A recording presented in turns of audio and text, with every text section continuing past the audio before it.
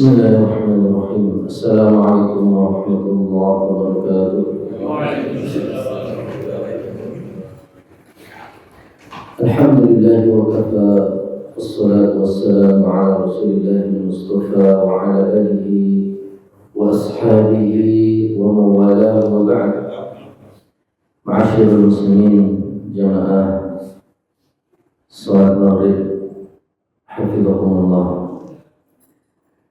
Alhamdulillah, sore hari ini kita kembali bisa hadir untuk melanjutkan kajian tentang akidah tauhid yang insyaallah bab yang akan kita sampaikan pada sore hari ini adalah tentang tauhid al-khauf, tauhid dalam rasa takut kepada Allah Subhanahu wa taala. Dalam pertemuan sebelumnya kita bahas tentang bab tauhidul mahabbah, mentauhidkan Allah dalam rasa cinta. Setelah itu muallif atau pengarang kitab tauhid ini mengiringinya dengan bab tauhid di dalam rasa takut. Artinya di dalam mentauhidkan Allah, mengesahkan Allah, kita juga dituntut untuk menjadikan rasa takut kita kepada Allah Subhanahu wa taala tidak boleh sama dengan rasa takut kita kepada selain Allah Subhanahu wa taala, apalagi di bawah rasa takut kita kepada selain Allah. Rasa takut kita kepada Allah Subhanahu wa taala harus di atas rasa takut kita kepada segalanya selain Allah Subhanahu wa taala. Karena itu ayat atau nas pertama yang dikutip oleh beliau adalah surat Al-Imran ayat 175, di mana Allah Subhanahu wa taala mengatakan innama dzalikumul syaitanu yukhawwifu awliya'a fala takhafuhum wa khafuni in kuntum mu'minin. Sesungguhnya mereka itu adalah syaitan yang menakut-nakuti kalian beserta pengikut-pengikutnya. Jadi mereka syaitan dengan para loyalis-loyalisnya, para pengikut-pengikutnya itu menakuti kalian. Fala takhafu, maka janganlah kalian takut kepada mereka. Wa khafuni, dan takutlah kepadaku, kata Allah, in kuntum mu'minin, jika kalian benar-benar beriman. Ayat ini hadirin dan rahmatin Allah Subhanahu wa taala memerintahkan kepada kita agar hanya takut kepada Allah, dan itu dikaitkan dengan keimanan. Jika kita beriman, maka takut kita harus hanya kepada Allah Subhanahu wa taala, tidak boleh takut kepada yang lain melebihi takut kita kepada Allah Subhanahu wa taala. Sesuatu yang dikaitkan dengan iman itu artinya adalah perkara yang harus diperhatikan oleh setiap orang yang mengaku beriman, bahwa iman kita di antara ukurannya adalah bagaimana rasa takut kita kepada Allah, bagaimana ukuran takut kita kepada Allah Subhanahu wa taala. Di situ ukuran iman kita.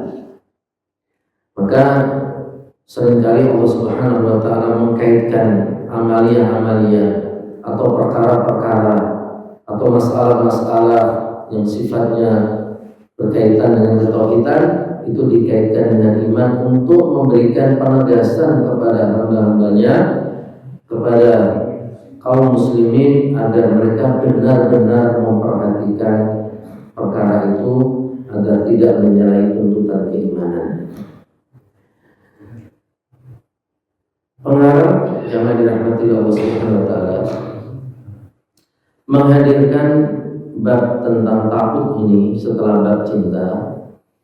Di antara alasannya adalah kata Syekh Muhammad bin Shalih Al-Utsaimin, karena ibadah itu, ya, semua ibadah itu adalah ungkapan dari cinta atau takut.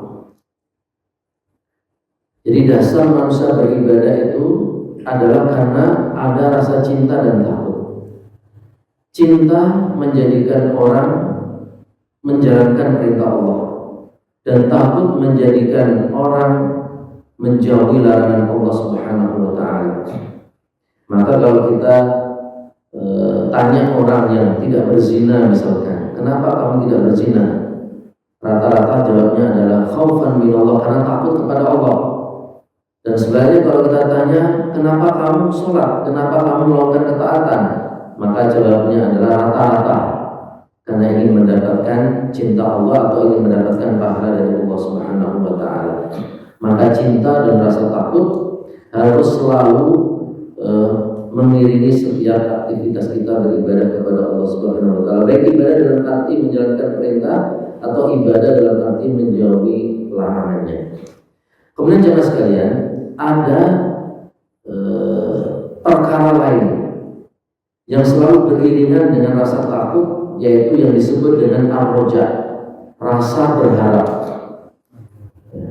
Rasa berharap yang disebut dengan ar-raja di dalam ilmu tauhid itu selalu berpasangan dengan al-khauf, rasa takut. Dan manusia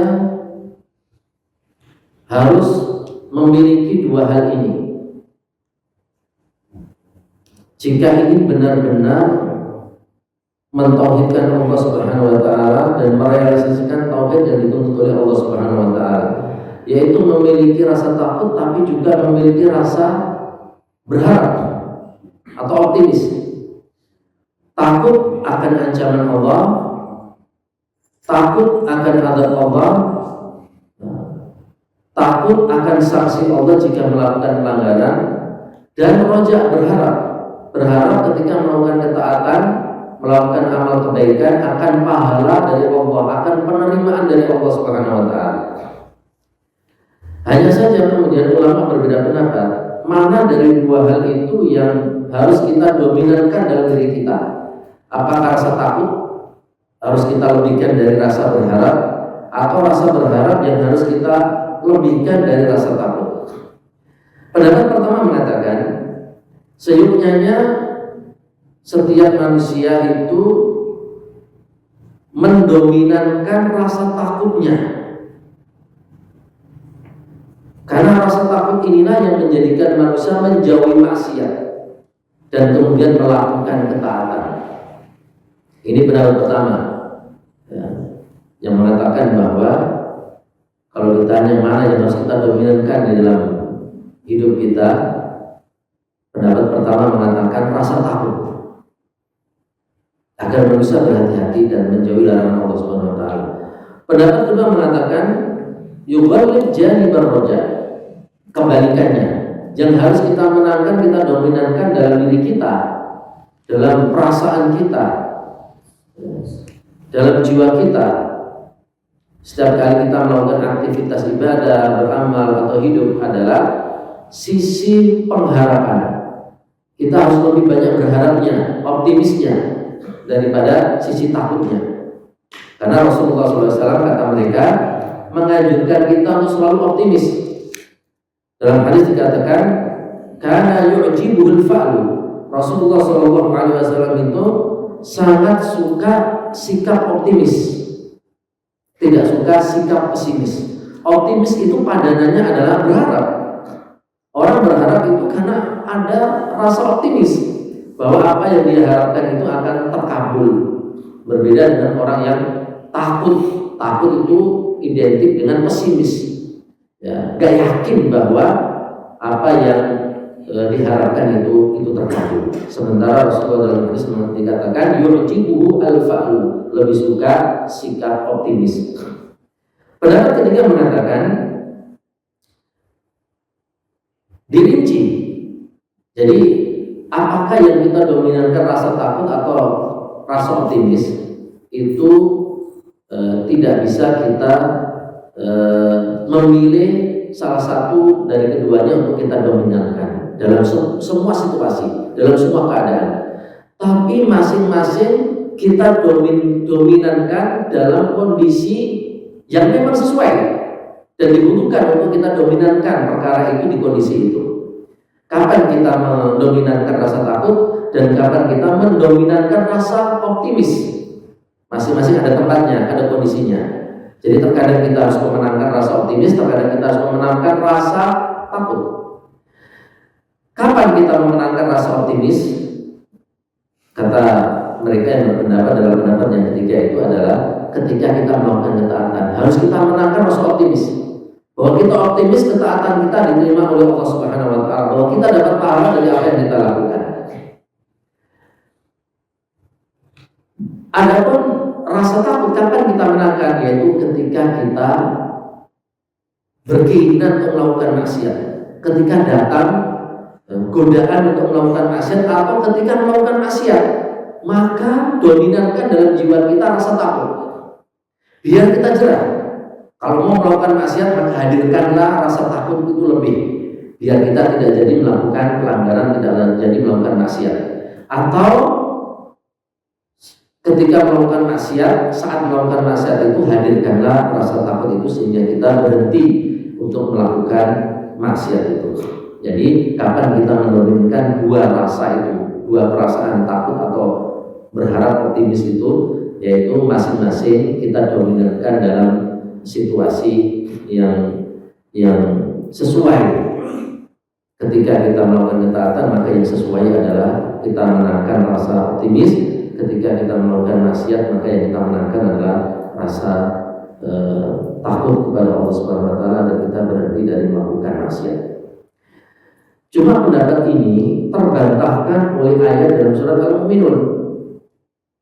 Dalam surat Al-Mu'minun ketika Allah mensifati orang-orang beriman, Allah mengatakan, "Walladzina yu'tuna ma ataw wa qulubuhum wajilatun annahum ila rabbihim raji'un." Dan di antara ciri-ciri orang beriman adalah orang-orang yang memberikan apa yang mereka berikan. Wa qulubuhum wajilah, dan hati mereka takut. Jadi ada orang-orang beriman ketika memberikan sesuatu, kebaikan, sedekah, infak, atau berderma, atau membantu orang, mereka itu takut. Berarti berdasarkan ayat ini, orang beramal kebaikan justru malah seharusnya takut, bukan yang didominankan adalah rasa optimis berharap. Ya. Berarti pendapat yang ketiga ini terbantahkan dengan ini. Ternyata justru ayat dalam surat Al-Mu'minun ayat 60 itu seolah-olah menganjurkan kepada kita ketika kita melakukan ketaatan, dan di antara ketaatan itu adalah memberikan apa yang kita punya kepada orang-orang yang membutuhkan, itu harus dengan hati yang takut. Ulama tafsir menafsirkan yang dimaksud dengan takut, memberi dengan rasa takut itu apa maksudnya? Yaitu takut kalau pemberian kita itu, amal soleh yang berupa memberi itu tidak diterima oleh Allah atau tidak memenuhi syarat keikhlasan.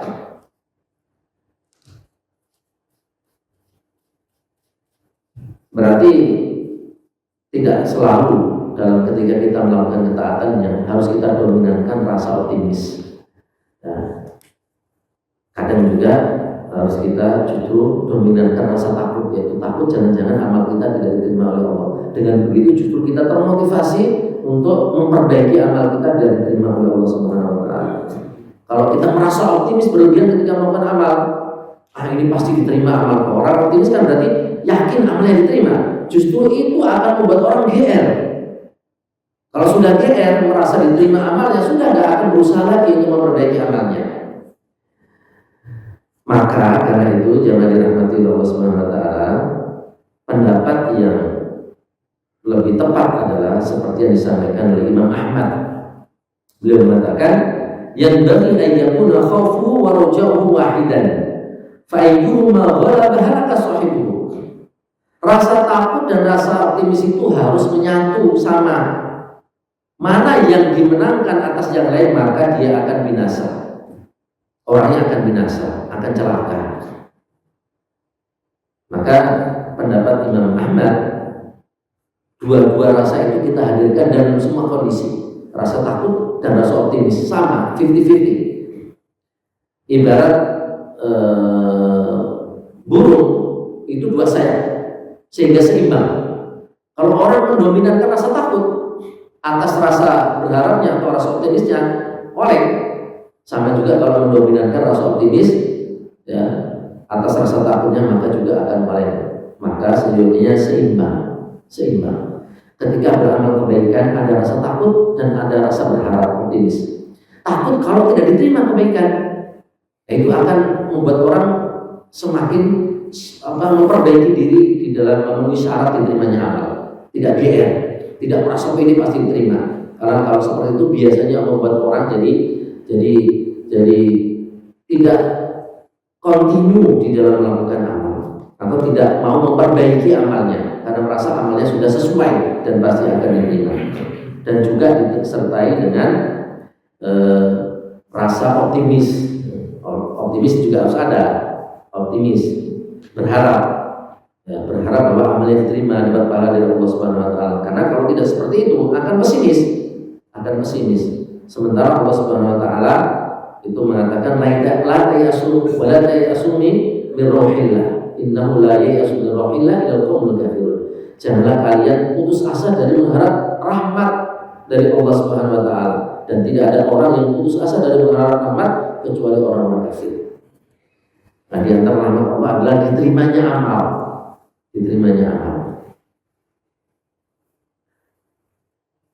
Sehingga pendapat yang kuat adalah seimbang antara rasa takut dan rasa optimis atau berharap. Sebagaimana kita dilarang untuk terlalu takut, karena terlalu takut berarti pesimis, dan pesimis dilarang oleh Allah seperti dalam ayat tadi. Terlalu optimis juga dilarang. Karena ada ayat mengatakan fala ya'manu makrallah illal qaumul kafirun. Tidak ada orang yang merasa yakin aman dari azab Allah kecuali orang kafir. Orang memastikan dirinya pasti aman dari azab Allah, memastikan itu kata Allah tidak ada orang yang memastikan seperti itu kecuali kafir. Sebaliknya orang yang pesimis sekali, merasa pasti tidak diampuni dosanya, pasti masuk neraka, pasti tidak terima amalnya, juga kafir, dan kekufuran kata Allah Subhanahu wa taala. Wala ta'asu rohila innahu la ya'asu rohila illa qaumul kafir. Jadi dua-duanya itu disalahkan oleh Al-Qur'an. Terlalu optimis berlebihan sampai merasa aman, pasti masuk surga, pasti amalnya diterima, itu juga dilarang, disebut sebagai orang kafir. Dan terlalu takut sampai putus asa itu juga dilarang dan disebut sebagai sifat orang kafir. Maka berarti pertengahan itu yang benar, seperti pendapat Imam Ahmad. Kemudian jangan dirahmati Allah Subhanahu wa taala. Manusia di dalam rasa takut, itu takut mereka dibagi dua. Ada khauful ibadah, sama seperti mahabbah kemarin dibagi dua. Ada mahabbatul ibadah, ada mahabbah tabi'iyah. Ada cinta dalam bentuk ibadah, yang berimplikasi kepada menjalankan perintah Allah dan menjauhi larangannya. Ada cinta yang sifatnya manusiawi, natural, tabii, dan semua manusia punya rasa cinta. Sama takut juga demikian. Ada khauful ibadah, khauf yang bentuknya adalah ibadah, yang mengantarkan orang untuk selalu menjalankan perintah dan menjauhi larangan. Ini khauf ibadah. Itu khauf yang membuat orang menjalankan perintah dan menjauhi larangan. Itu khauful ibadah. Dan ini hanya boleh diberikan kepada Allah. Tidak ada zat selain Allah yang boleh diberikan rasa takut ini kepadanya. Karena takut ini bentuknya adalah takut yang mengantarkan orang selalu menjalankan perintah Allah dan menjauhi larangannya. Tidak ada manusia yang boleh diperlakukan seperti itu. Semua perintahnya dilakukan, semua larangannya dijauhi. Tidak boleh. Taat kepada manusia tidak boleh mutlak. Menjauhi larangan manusia juga tidak boleh mutlak. Karena ada perintah manusia yang tidak sesuai dengan perintah Allah, maka nggak boleh ditaati.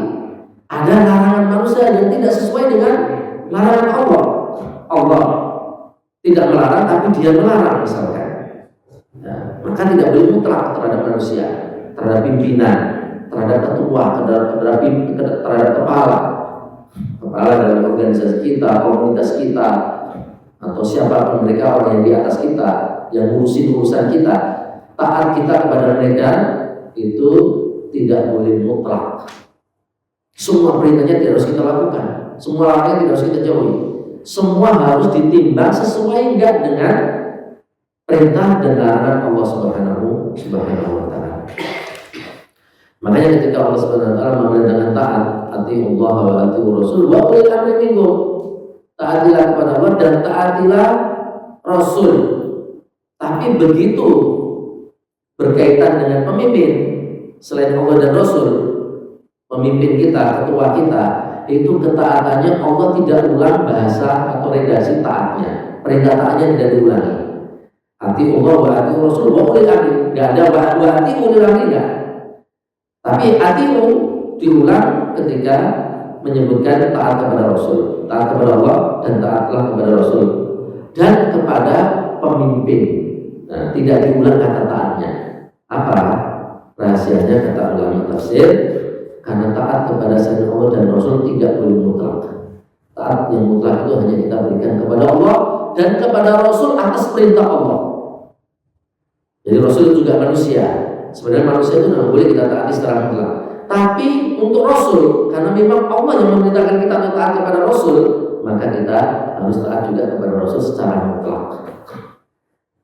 Wa man yuti'ir Rasul faqad ata Allah. Man yuti'ir Rasul faqad ata Allah. Barang siapa mentaati Rasul, maka mentaati Allah Subhanahu wa taala. Jadi takut yang bersifat ibadah ini tidak boleh diberikan kepada selain Allah Subhanahu wa taala. Harus hanya kepada Allah Subhanahu wa taala. Tidak boleh ya, takut kepada berhala yang mengantarkan kita harus beribadah kepada berhala itu. Takut kepada ahli kubur, orang-orang mati yang ada di kuburan, sehingga mengantarkan kita harus menyembah ahli kubur itu ya. Atau takut kepada siapapun manusia yang menguasai diri kita, lalu kita sampai menyembah mereka, mentaati semua perintah mereka meskipun bertentangan dengan perintah Allah Subhanahu wa taala. Tidak boleh. Taat khauful ibadah, takut dalam bentuk ibadah itu hanya harus kita berikan kepada Allah Subhanahu wa taala. Takut yang kedua adalah al-khaufut tabi'i, takut yang sifatnya tabi'i, alami, manusiawi. Ya, yang semua manusia pasti punya rasa takut. Pasti. Jadi tidak dilarang orang itu punya rasa takut. Tapi takutnya adalah takut yang sifatnya manusiawi itu, bukan takut yang ibadah tadi itu. Orang takut kepada harimau, boleh, wajar, itu manusiawi, tidak dilarang dalam Islam. Takut kepada ular, manusiawi, tidak dilarang di dalam Islam. Ya. Takut kepada apapun yang dikhawatirkan akan mencelakakan dirinya, itu manusiawi. Nabi Musa dalam Al-Quran disebutkan juga pernah takut ketika Nabi Musa sempat membunuh gara-gara membela Bani Israel, dia membunuh pengikutnya Fir'aun. Ya. Ketika pengikut Fir'aun dan orang Bani Israel bertengkar, lalu orang Bani Israel ini, yang orang Bani Israel berarti mereka masih punya agama, punya kitab dari langit, jadi lebih dekat kepada Musa. Ya. Maka ketika orang yang dari Bani Israel minta tolong kepada Musa, Nabi Musa mendorong pengikutnya Fir'aun, tidak bermaksud untuk membunuhnya. Begitu dia dorong, orang yang mati. Jadi tidak ada niat sebenarnya untuk membunuh orang itu. Dan ketika setelah terbunuh orang yang didorong oleh Nabi Musa itu, dikatakan dalam Al-Quran, ya, Nabi Musa mengatakan kepada Allah, Rabbi inni qataltu minhum nafsan fa akhafu an yaqtulun. Ya Rabb, aku telah membunuh satu jiwa di antara mereka, pengikut Fir'aun. Fa akhafu an yaqtulun. Aku takut ya Allah, mereka akan membunuhku, membalas dendam atas kematian salah seorang dari mereka ini. Jadi Nabi Musa mengaku takut juga. Jadi ini takut tabi'i, takut yang alami, manusiawi. Manusiawi. Orang takut mau dibunuh orang itu biasa, tidak dilarang dalam Islam. Yang penting takutnya orang itu tidak sampai berimplikasi kepada menjalankan sesuatu yang diharamkan oleh Allah atau meninggalkan sesuatu yang diwajibkan. Gara-gara takut kepada selain Allah, lalu dia melakukan sesuatu yang diharamkan oleh Allah atau meninggalkan sesuatu yang diwajibkan Allah, maka ini dilarang, tidak boleh. Boleh orang punya rasa takut asal tidak menjadikan dia gara-gara takut itu melakukan apa yang diharamkan oleh Allah atau menjalankan melakukan apa yang diharamkan, atau meninggalkan apa yang diwajibkan oleh Allah Subhanahu wa taala. Karena takut kepada orang lalu dia meninggalkan sholat, nggak boleh ini. Ini takut yang syirik, ini nggak boleh. Ini berbahaya, takut yang menyalahi tauhid, dan ini syirik. Takut kepada manusia. Kamu kalau sholat, ya, nggak kamu kalau sholat aku pecat kamu, misalkan dari pekerjaan. Lalu dia takut kehilangan pekerjaan dan sholat, nggak boleh, nggak boleh. Nah, karena takutnya sudah mengantarkan dia meninggalkan sesuatu yang diwajibkan oleh Allah. Ya. Atau karena takut kepada seseorang, ya, padahal orang itu tidak mengancam dia, hanya takut saja, ya. Lalu dia melakukan sesuatu yang diharamkan oleh Allah karena ingin mendapatkan cintanya orang itu. Misalkan ada seseorang bergantung kepada seseorang dalam masalah hidupnya, dan dia tahu orang itu yang dia bergantung kepadanya itu suka minum khamr dan suka kepada orang yang minum khamr juga. Maka untuk mendapatkan cintanya orang itu, seseorang ini karena takut tidak dicintai lagi oleh orang itu, tidak disukai oleh orang itu, ya, lalu dia minum khamr. Ya, maka ini masuk kategori takut yang mengantarkan dia melakukan sesuatu yang diharamkan oleh Allah Subhanahu wa taala. Maka tidak boleh, ya. Takut kehilangan pekerjaan, takut kehilangan gaji, lalu melakukan sesuatu yang diharamkan oleh Allah, ini tidak diperbolehkan. Karena sebenarnya yang memberikan rezeki itu Allah. Pimpinan, bos itu hanya perantara. Bos hanya perantara. Yang memberikan rezeki adalah Allah Subhanahu wa taala. Maka tidak boleh rasa takut kita kepada perantara itu, perantara rezeki itu. Lalu kita meninggalkan kewajiban yang diwajibkan oleh Allah atau melakukan sesuatu yang diharamkan oleh Allah Subhanahu wa taala.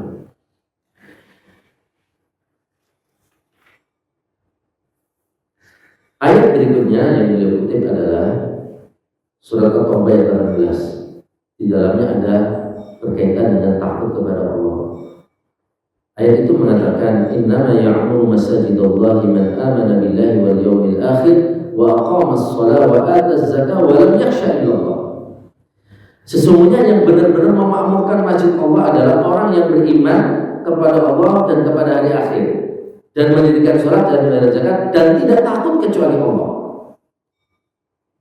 Nah, di kata yang terakhir ini yang dikehendaki oleh pengarang untuk berdalil tentang tauhid rasa takut, bahwa ia kaitkan kebenaran orang memakmurkan masjid itu dengan sejauh mana takutnya dia kepada Allah Subhanahu wa taala.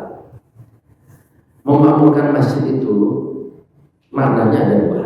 Ada memakmurkan secara fisik, ada memakmurkan secara maknawi. Memakmurkan secara fisik berarti apa, Pak? Bangun, nyumbang semen, nyumbang pasir, nyumbang AC, nyumbang karpet. Ini secara fisik terkait bangunan. Ini memakmurkan juga, masuk kategori keutamaan memakmurkan masjid. Kedua, memakmurkan dalam arti yang maknawi, yaitu memakmurkan dengan ibadah, zikir, menghidupkan masjid dengan kajian, dengan sholat berjamaah, dengan baca Quran di dalamnya, dan seterusnya. Ini memakmurkan masjid secara maknawi. Kata Allah Subhanahu wa taala, orang yang benar-benar memakmurkan masjid itu bukan hanya yang memakmurkan secara fisik. Fisik penting, tapi yang lebih penting lagi adalah memakmurkan secara maknawi. Di antaranya apa? Beriman kepada Allah dan hari akhir, mendirikan sholat dan membayar zakat. Ini bentuk orang memakmurkan masjid yang benar-benar kata Allah, dan tidak takut kecuali Allah. Maka orang dikatakan memakmurkan masjid itu ketika beriman kepada Allah dan hari akhir, bukan sekedar memakmurkan fisiknya. Apalah arti memakmurkan fisik tapi kalau dia tidak beriman kepada Allah dan hari akhir. Tidak ada artinya. Kalau dia tidak sholat dan membayar zakat, tidak ada artinya memaafkan secara fisik itu. Dan tidak takut kepada Allah. Kalau masih takut kepada selain Allah, tidak disebut orang memakmurkan masjid. Itu menurut ayat ini. Jadi kata innama itu membatasi. Yang disebut memakmurkan masjid hanyalah orang beriman kepada Allah dan hari akhir, mendirikan sholat dan zakat dan tidak takut kepada Allah. Berarti kalau ada orang yang takut kepada selain Allah atau takutnya kepada selain Allah lebih daripada takut kepada Allah, tidak dikatakan memakmurkan masjid. Maka kegiatan-kegiatan kita dalam masjid itu sebisa mungkin bagaimana melahirkan rasa takut kepada Allah. Karena itulah yang disebut memakmurkan masjid yang sebenarnya. Harus lahir dalam diri kita ketika kita berkegiatan di masjid itu rasa takut kepada Allah Subhanahu wa taala. Bukan hanya keluar masuk masjid. Bukan hanya keluar masuk masjid. Ya. Tapi bagaimana keluar masuk masjidnya kita itu melahirkan rasa takut kepada Allah Subhanahu wa taala. Menunjukkan ayat ini betapa pentingnya rasa takut kepada Allah Subhanahu wa taala. Ayat ini itu diturunkan karena kronologinya ada sebagian orang yang punya jasa membangun fisik masjid, tapi tidak memakmurkan dengan ibadah. Lalu mereka mengklaim kami ini orang-orang yang memakmurkan masjid. Maka diturunkanlah ayat ini sesungguhnya yang memakmurkan masjid itu bukan semata-mata memakmurkan fisiknya, membangun fisiknya, tapi yang mereka mengisi masjid itu dengan kemakmuran yang sifatnya maknawi, beriman kepada Allah dan hari akhir, mendirikan sholat di dalamnya, membayar zakat, dan punya rasa takut kepada Allah, dan hanya takutnya itu adalah kepada Allah Subhanahu wa ta'ala. Sebagian orang bertanya, kenapa di dalam ayat ini yang disebut oleh Allah hanya iman kepada Allah dan hari akhir? Pada rukun iman itu ada 6, bukan hanya iman kepada Allah dan hari akhir. Ada iman kepada malaikat, kepada Rasul, kepada kita, kepada qada dan qadar. Kata para ulama, disebut cuma Allah dan hari akhir. Kalau Allah sudah mesti nggak perlu kita perdebatkan. Allah yang disebut pertama, itu yang paling penting. Kenapa cuma hari akhir? Beriman kepada Allah dan hari akhir. Karena iman kepada hari akhir itulah yang paling memotivasi dan mendorong orang untuk beramal soleh. Bahwa mereka di dunia itu tidak hidup hanya sekali di dunia ini saja. Setelah hidup di dunia akan ada kehidupan lain di mana di sana ada perhitungan amal. Perhitungan amal. Semua amal manusia yang dilakukan di dunia akan dihitung, dipertanggungjawabkan. Ya, perintah-perintah untuk beramal itu akan ditanya oleh Allah sudah beramal apa tidak. Sehingga cukup disebut beriman kepada hari akhir setelah beriman kepada Allah. Karena beriman kepada hari akhir inilah yang paling memotivasi manusia untuk beramal di dunia. Ya, karena nanti ada hari perhitungan. Kemudian nas yang ketiga yaitu dari hadis. An Sa'id radhiyallahu anhu marfu'an inna min da'fil yaqini an turdin nas bi sakhatillah wa an tahmadahum ala rizqillah wa an tadhummahum ala ma lam yu'tika Allah. Inna rizqallahi la yajruhu hirsu harisin wa la yarudduhu karahiyatu karihin. Sesungguhnya dalam hadis ini yang marfu kepada Rasulullah SAW, di antara bentuk lemahnya yakin orang, lemahnya keyakinan orang adalah antur dinas bisa khotillah. Kamu melakukan sesuatu dan berupaya untuk membuat manusia ridho, tapi dengan sesuatu yang membuat Allah murka. Orang terobsesi dan punya keinginan bagaimana dia itu dicintai oleh manusia, diridhoi oleh manusia, ya, punya banyak fan, diidolakan. Ada orang yang punya ambisi seperti itu. Meskipun harus melakukan sesuatu yang membuat Allah murka, dia lakukan. Yang penting dicintai oleh manusia, orang simpati kepadanya. Nah, ini termasuk di antara lemahnya keyakinan. Yakin tentang keyakinan tentang apa? Tentang bahwa yang memberikan kemuliaan itu hanya Allah. Tidak ada manusia yang bisa memberikan kemuliaan. Kalau kita ingin dimuliakan oleh manusia, maka jangan pernah melakukan sesuatu yang membuat kita dihinakan oleh Allah. Karena kalau kita dihinakan oleh Allah, manusia tidak akan memuliakan kita. Meskipun kita melakukan sesuatu yang kita dalam pandangan kita itu membuat orang memuliakan kita, menghormati kita, menghargai kita, menjunjung tinggi kita, tapi kalau itu membuat kita hina di hadapan Allah, maka kita pun akan jadi hina di hadapan orang-orang yang kita berharap kita diampunikan oleh mereka. Karena hati manusia itu digenggaman Allah. Kita ingin manusia cinta kepada kita, tapi dengan cara kita melakukan sesuatu yang membuat Allah murka. Kalau Allah murka, Allah nggak cinta kita. Kalau Allah nggak cinta kita, Allah akan membuat orang-orang tidak cinta juga kepada kita. Nah, keyakinan itu yang tidak dimiliki oleh orang yang disebut dengan yakinnya lemah ini. Sehingga ketika ingin mendapatkan cinta manusia, apa yang dia lakukan? Dia lakukan sesuatu yang disenangi oleh manusia, yang bisa menarik perhatian manusia, meskipun itu adalah melanggar aturan Allah.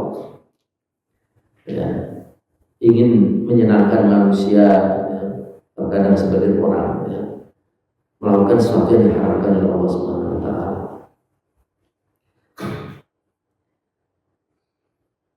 Wa antahmadahum ala rizqillah.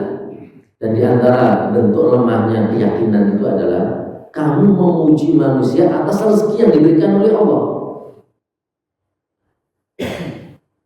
Jadi Allah ngasih rezeki lewat perantaraan manusia. Tapi yang kita puji perantaranya, bukan yang ngasih rezeki. Seringkali begitu. Ilustrasinya begini, Pak.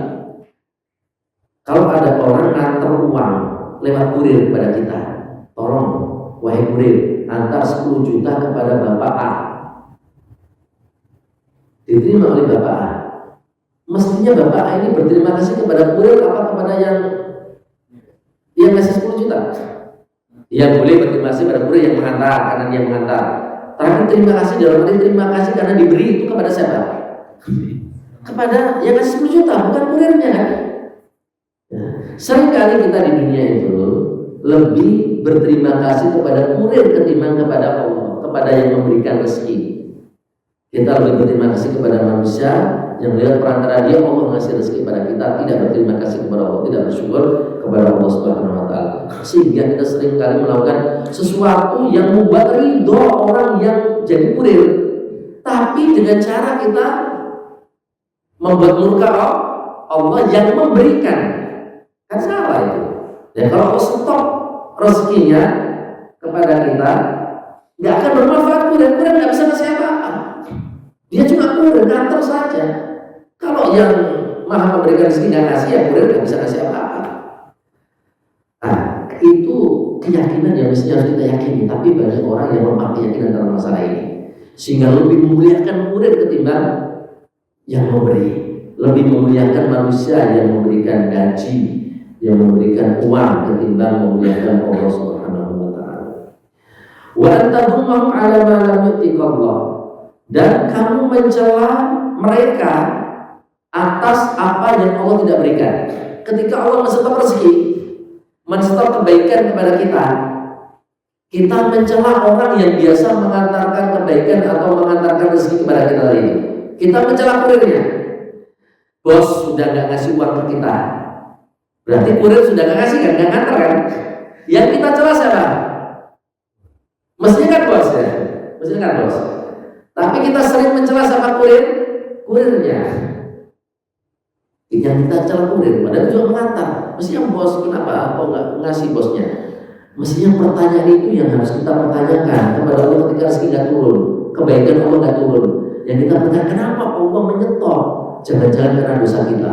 Bukan kita sibukkan pikiran kita dengan kurirnya. Kita ngulik-ngulik tentang kurirnya, ngulik-ngulik tentang sebabnya, tentang pekerjaannya, tentang bos itu, tentang hal-hal yang sifatnya perantara saja. Tapi Allah tidak pernah kita bahas. Ketika kita dapat kesulitan, dapat musibah, rezeki susah, awalnya baik, awalnya bagus, banyak, tiba-tiba cukup dan sebagainya. Yang harus kita pikirkan, kenapa Allah menyetop? Nah itu akan membuat kita mengevaluasi. Bukan sibuk mengevaluasi strategi, cara yang sifatnya hanya al-khudul asbabnya sebenarnya ikhtiari manusiawi. Ya. Hubungan kita dengan Allah harus kita evaluasi. Itu maksudnya yang ingin disampaikan di dalam hadis itu. Inna rizqallahi la yajubu hirsu hadis. Rezeki Allah itu tidak bisa, ya, tidak bisa ditarik oleh orang yang sangat getol, sungguh-sungguh di dalam menarik. Ada orang yang ahli dalam menarik rezeki, menarik harta, menarik uang misalkan, ya. Ahli, punya daya cipta material yang tangguh, canggih dalam mencari sumber-sumber mata uang, ya. Secanggih apapun orang, ya, rezeki Allah itu tidak bisa dia pancing, tidak bisa dia tarik-tarik, tidak biasa dia paksakan untuk turun kalau Allah tidak menghendaki turun. Jadi tidak bisa, meskipun menggunakan perantara orang yang paling ahli cari duit di dunia, kalau Allah tidak ngasih tidak akan dapat. Wala yarudduhu karahatu kari, dan kalau Allah sudah menstop rezeki juga tidak bisa. Dan kalau Allah sudah ngasih rezeki tidak bisa ditolak oleh orang yang tidak suka sekalipun. Maka berapa banyak orang yang rezekinya luas, kemudian ada orang-orang pendengki, penghasad, tak suka orang itu dapat rezeki, selalu berusaha membuat makar skenario bagaimana orang ini bisnisnya terpuruk, gagal, rugi. Tapi karena Allah menghendaki dia dapat rezeki banyak, gak akan bisa ditahan oleh orang-orang yang bermakar tadi itu. Jadi rezeki Allah kalau sudah diturunkan gak ada yang bisa menolak. Dan ketika di stop, gak ada orang yang bisa menarik, meskipun orang paling pandai untuk menarik harta. Itu yang mestinya harus difikirkan setiap manusia. Itu keyakinan yang dicamkan dalam jiwa setiap manusia, ya, tidak sebaliknya, sehingga disebut lemah keyakinan. Inilah jemaah dirahmati Allah, rahasia kenapa sebagian ulama tauhid yang kuat itu gak takut kehilangan pekerjaan jika dia merasa bahwa apa yang dia lakukan itu benar. Meskipun harus keluar dari pekerjaan yang diharapkan oleh Allah, dia gak takut akan kehilangan rezeki, karena dia mengikuti kehendak Allah SWT, zat yang memberikan rezeki.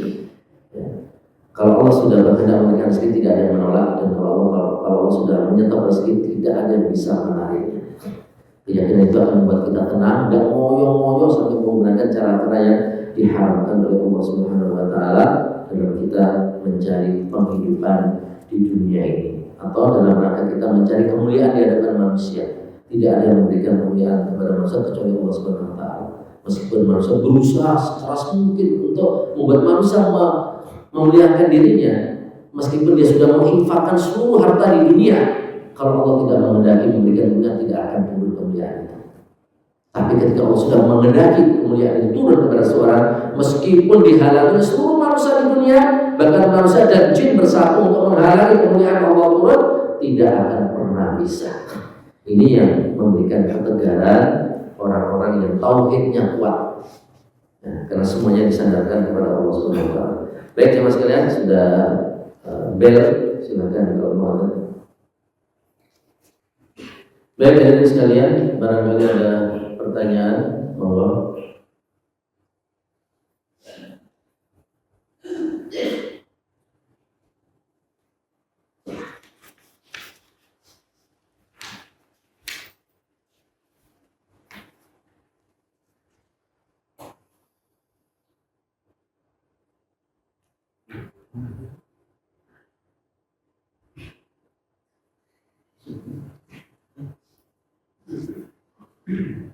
Baik, kalau tidak ada, kita habiskan saja satu hadis lagi. Karena di antara hadis yang beliau kutip juga untuk memperkuat tentang tauhid rasa takut. Wa an Aisyah radhiyallahu anha anna Rasulullah sallallahu alaihi wasallam qala dari Aisyah radhiyallahu anha bahwa Rasulullah sallallahu alaihi wasallam bersabda, "Man iltamasa ridallah bi sakhatin nas radhiyallahu anhu wa arda anhu nas." Barang siapa yang mencari ridha Allah dengan cara membuat orang marah, murka, radhiyallahu anhu, maka Allah akan meridhoinya. Wa arda anhu nas, dan Allah akan membuat manusia ridho kepadanya.